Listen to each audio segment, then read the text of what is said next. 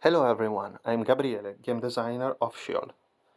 In this update I want to talk to you about the topic of the shadow board. This is the upgraded shadow board that is similar to the old one, but with some differences. Some are only graphics, because we changed a little the icons, the pattern, positioning, and these graphics. But the main news are two. We introduced a new space here that is a randomizer for the vial change mechanics. If you remember well, when your scout finishes a vial, all the shadows surrounding him move towards him. Now we decided to change the behavior of the shadow depending of a table. So you have to throw a scout die. We'll talk about the new die in another update. And depending of the result, the shadow will have a different behavior. For example, with 4, the shadow don't do anything. With 3, they don't do anything. With 2, they move towards you. With 1, they move towards you 2 times. And with 0, that is the worst case, the shadow will move 1 time towards you and then attack you. So it's more random. Also, this card is double face. This is much worse. When this happens when you reach the nightmare turn. This is the second edit, the second modification we did.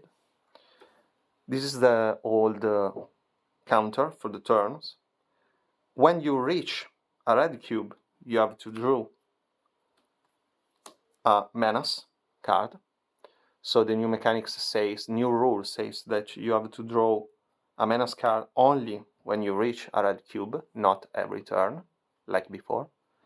And when you reach this cube, a violet cube, it starts the nightmare mode or terror mode or sudden death mode, okay? And you have to flip this card to this side. So now the scenarios are far worse, because shadow can attack and move faster and attack twice as well.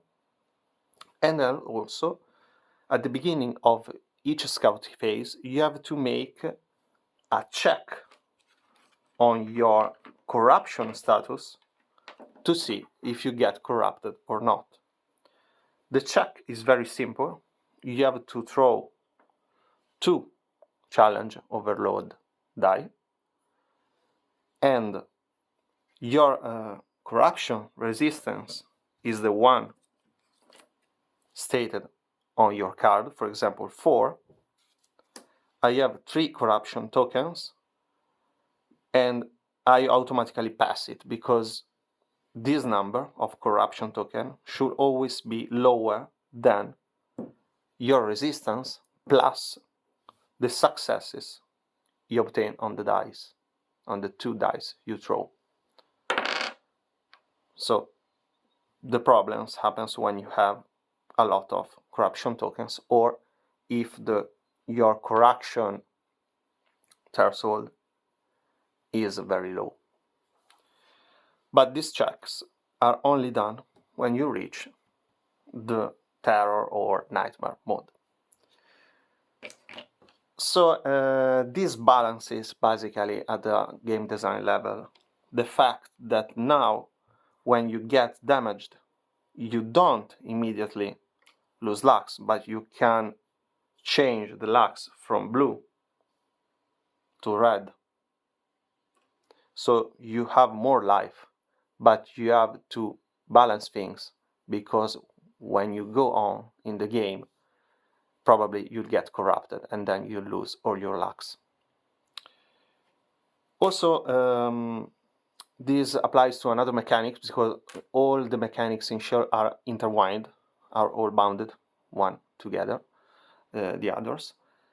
And because now the main currency of the game is Umbra, and you can carry the Umbra in the Citadel phase to buy power-ups.